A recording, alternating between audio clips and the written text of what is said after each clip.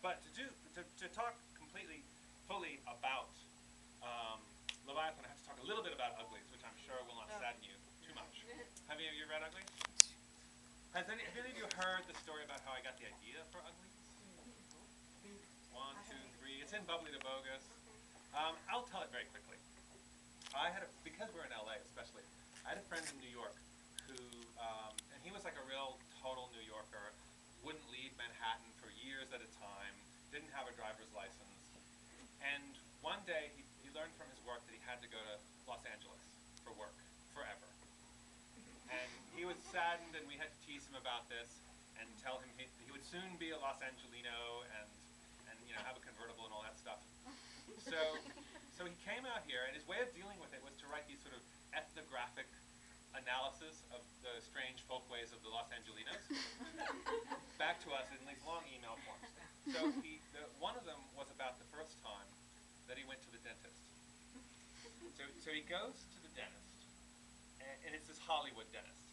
And it's the first time he's been to the dentist in LA. And he goes in, and it seemed like a regular dental appointment at first. You know, you swish, you spit, you have put cardboard in your mouth and take photos of your teeth.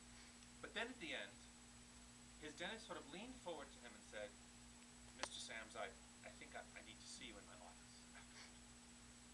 And he got kind of scared because he thought maybe he had lip cancer or something like that. No laughing matter, lip cancer. So he goes back to her office, and she's sitting behind this big desk, and there's all her credentials on the wall. She folds her fingers and says, "Mr. Sams, I have a serious question for you. Where do you want your teeth to be in 5 years?" And he said, "In my mouth?"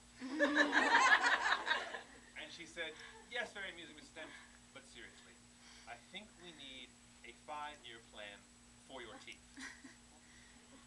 And he said, "I don't know what you mean. I don't have a 5-year plan for any of my body parts." And so they had this long, uncomfortable conversation. And finally he realized what she meant was, like, here were his regular New Yorker coffee-drinking teeth. And over here are Tom Cruise's teeth, which, like my hand, glow brightly like the sun whenever he smiles. And so what she was saying is, how much time do you want to spend in my chair? How much money do you want to give me?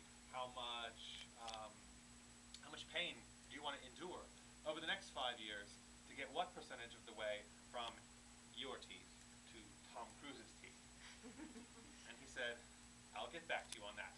And stumbled out into the LA sun, thinking maybe this was just a crazy person who had pretended to be a dentist for a day. But then he started to look around in Hollywood, and he saw people who were clearly on the 5-year plan. They had those movie star smiles, even though they weren't movie stars.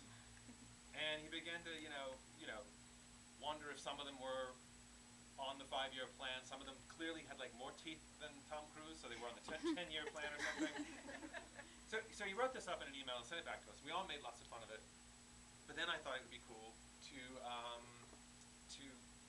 think about what the world would be like if every time you went to the doctor, they weren't talking to you about your health or your, or exercise. They were talking to you about what you look like what how big your nose was, or how tall you were, the color of your skin, or the color of your eyes. And that's why you went to the doctor. And so that's how I sort of came up with the idea for the Ugly series.